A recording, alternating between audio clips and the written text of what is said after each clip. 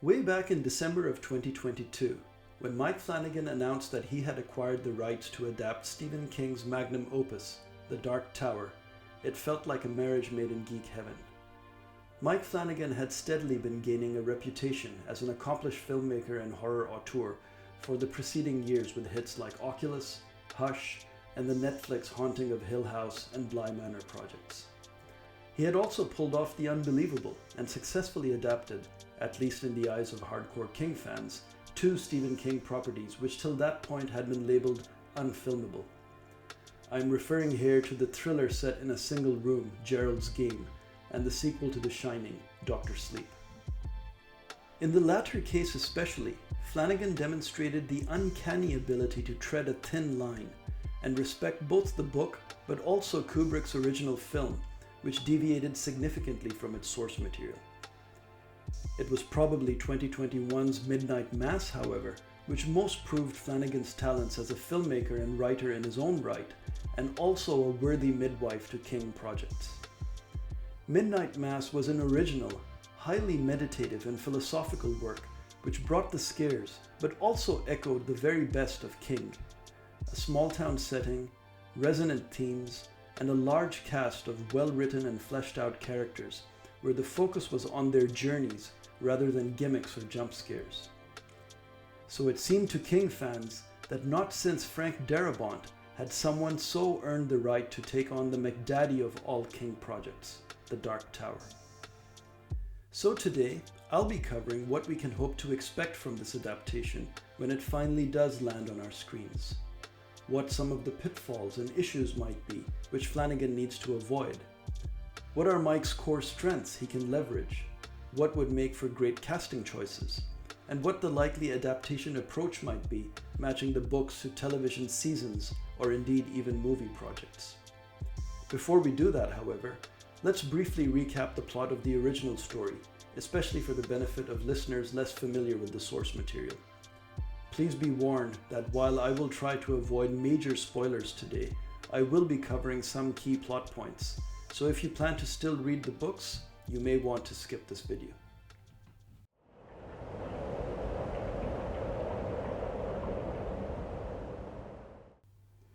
The Dark Tower tells the story of Roland Deschain, the last of a line of gunslingers, who are kind of a cross between cowboys from the Old West and knights from Arthurian legend.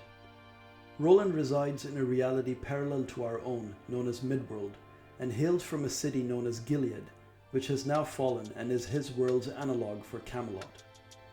Midworld appears to be a possible far-flung future of our own reality.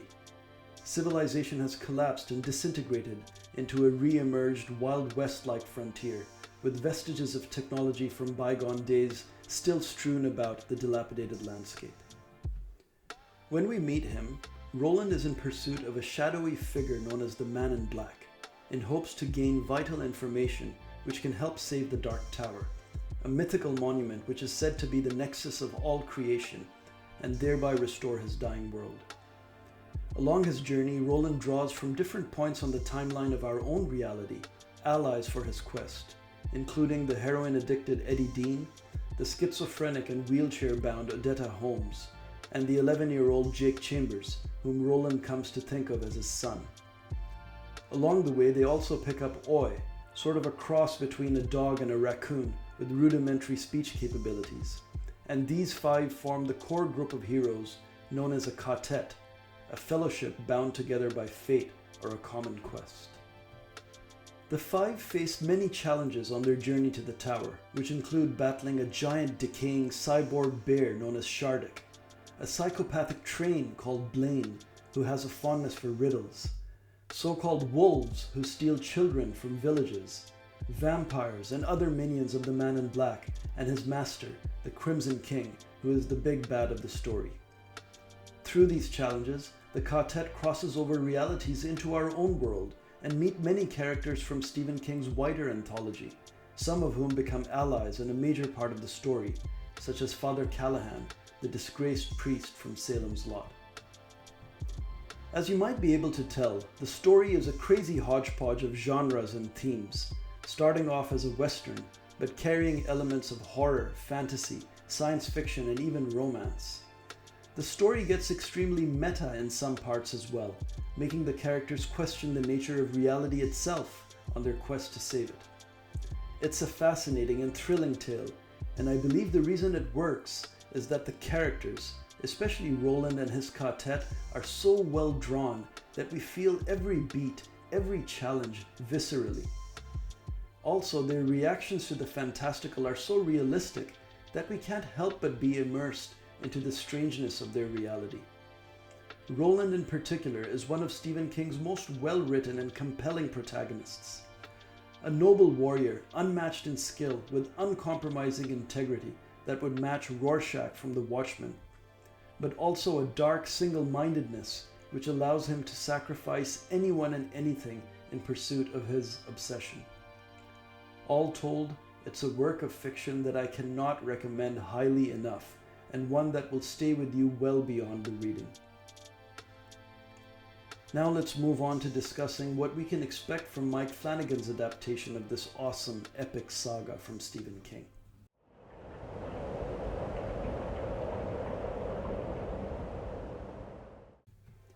Let's start by asking ourselves what approach Flanagan is likely to take bringing the books to the screen. Some hints are in the original reporting from 2022. Flanagan stated that his grand plan was 5 seasons of television, followed by 2 feature-length movies, although allowing that plans could change along the way given the scope of the story. The most likely adaptation route, based on subsequent interviews and speculation from insiders, is that the main story of the present quartet, i.e. books 1, 2, 3, 5, 6, and 7, would be adapted in the TV series, and the movies would cover the prequel book 4, Wizard and Glass, and possibly book 8, The Wind Through the Keyhole, which is a particular favorite of Flanagan's. Flanagan has also said that the first season would mostly be an adaptation of books 1 and 2, with the first 2 episodes dedicated to the gunslinger, and the rest going to the drawing of the 3. I think this is a smart approach. The Gunslinger, while loved by many, is undoubtedly a plodding and tough read. And while it is crucial setup, it is equally important we hook viewers early on with the incredible pace, action, and characters of the drawing of the 3.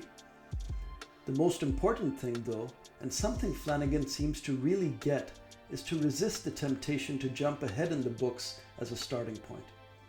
The right approach is to follow the order of the books and build the universe of the Tower slowly.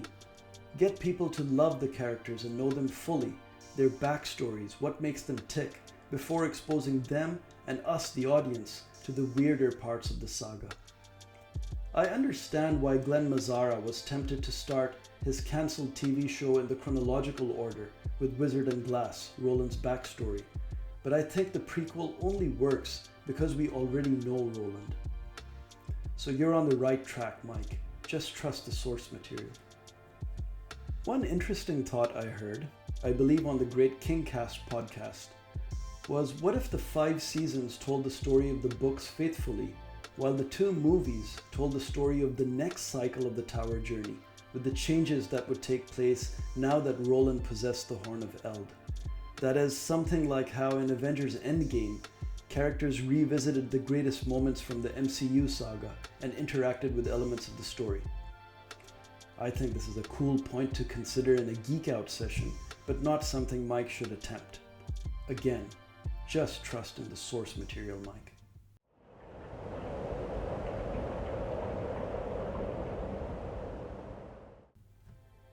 Stephen King's constant readers are justifiably excited by Flanagan's involvement in The Dark Tower. First of all, Flanagan is a hardcore fan of the source material, which hopefully portends a caring and thoughtful approach to the adaptation. Flanagan has called The Tower his dream project and his Everest, and his story of how he read the books as they came out tell of how personally Flanagan feels for the saga and the love he has for the characters. As a filmmaker, Flanagan undoubtedly gets that investment in characters is what makes us care for a story. The Tower will only work if the characters, especially the core quartet, are given time to breathe and develop, and viewers have a chance to develop a relationship with them. The TV format is also well suited to this. Take for example the first half of Book 3, The Wastelands. Much of it is spent with Eddie, his inner monologue and self-doubt, and also with Jake as he wrestles with existing simultaneously in two realities. A movie would have to condense this crucial character building out of necessity, but TV is ideally suited to spend good time on these character building moments. As an analogy, think about how less invested you would have been in Jaime Lannister's arc, how difficult it would have been to show his redeeming qualities had Game of Thrones been a movie rather than a show. Therefore, Flanagan, as a master of the small screen, adept at plotting out a multi-episode story, will be playing in his comfort zone. Finally, Flanagan is someone who clearly loves the power of well-written dialogue. His love for monologues have gained him some notoriety, but it is this affinity with well-structured, melodic, and beautifully crafted words that bode so well for Tower fans. The Tower saga is replete with some phenomenally memorable quotes and pieces of dialogue. Take for example the palaver between the Man in Black and the Gunslinger in Book 1. Now imagine someone like Hamish Linklater sinking his teeth into that page and a half.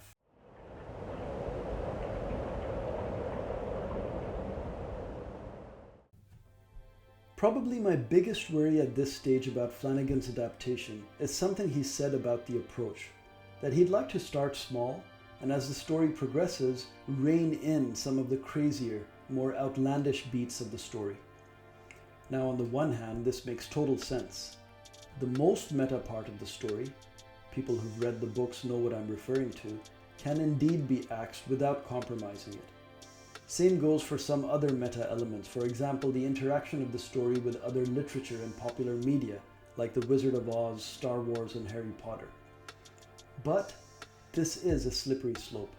The core concept behind the Tower saga, bleeding into our reality, is a fascinating one, and a feeling which stays with you long after you're done with the reading.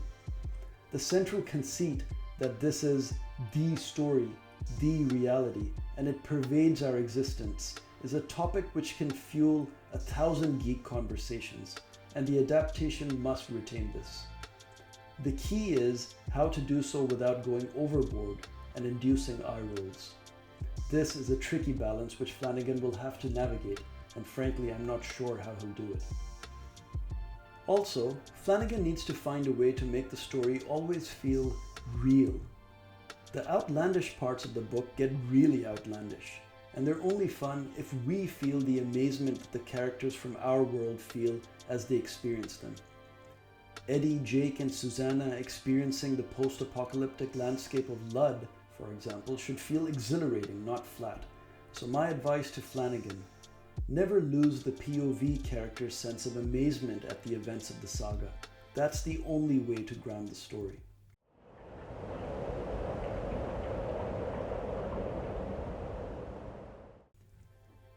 I think an adaptation of The Tower has amazing potential for introducing some iconic music, examples of which we've seen before in King adaptations. Think of Don't Dream It's Over from 1994's The Stand miniseries, or Skeeter Davis's The End of the World in the otherwise mediocre adaptation of Under the Dome. Music already plays a very important part in the Tower books, with specific songs signaling important themes and set pieces. For example, Hey Jude from the Beatles indicating a linkage with our reality, or Someone Saved My Life Tonight by Elton John becoming a theme to Father Callahan's journey, or Velcro Fly by ZZ Top as a basis for the god drums in the post-apocalyptic city of Lud. So what can we expect from Flanagan's adaptation? I'm hoping for an iconic original score which we will come to associate with characters and themes of the saga. To be fair, the Dark Tower theme by Junkie XL from the 2017 movie was incredible, and it's a real shame it was wasted on that terrible movie. But other than delivering an excellent score, I'm also hoping Flanagan uses some licensed tracks in memorable ways, a la the iconic Holly Holy montage in Midnight Mass. I think Hey Jude has the opportunity to become a central and recurring piece interlaced throughout the saga, which can signal a sense of unreality or 19 for the characters. Or in Book 7, when Roland and Oy are in a car with Irene Tassenbaum, grieving over a particularly hard-hitting loss, I always imagined a great fit could be Coldplay's Everything's Not Lost. Whichever tracks Flanagan elects to go for, I hope the choice of music will not be a neglected area of the adaptation.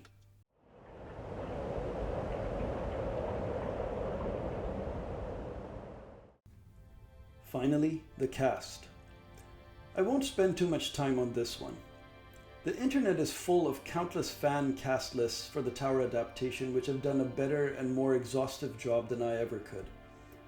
The main points to ponder, however, are A. How much Mike will make use of his returning favorites, and B. Whether it will be a prestige cast or more TV-friendly talent. My take is it is absolutely fine to bring in some of his go-to actors, but if he wants to elevate the production and increase its marketability, the meaty roles have to go to some big-name talent. As much as I love Rahul Kohli, using him for Roland would be a big mistake. This role has to go to someone with wider recognition and star power. My ideal pick? Michael Fassbender. Now I doubt that would ever happen, but I think someone like Fassbender would bring the deathly coldness, but also the range to give us the nobility, the diplomatic skills, and the gravitas of a warrior statesman, which is what gunslingers ultimately are. On the other hand, the suggestion of using Bruce Greenwood for Father Callahan is perfectly acceptable. I would honestly also be happy with Hamish Linklater as the Man in Black, although I do think the better approach with the Man in Black is for multiple actors to play his various incarnations, to give us a sense of the scale of how menacing and multi-dimensional his presence is. For Eddie Dean, getting a suitably charismatic young hothead is key. Eddie has to be the cool character that younger men will identify with, and his character arc from heroin-addicted junkie to badass gunslinger hero has the potential to inspire as well as entertain. The name of the game in casting, however, is balance. Flanagan should use good TV talent and his roster of familiars in order to manage the budget, but he must also place bets on specific roles with top-level talent to elevate the production and draw in a wider audience.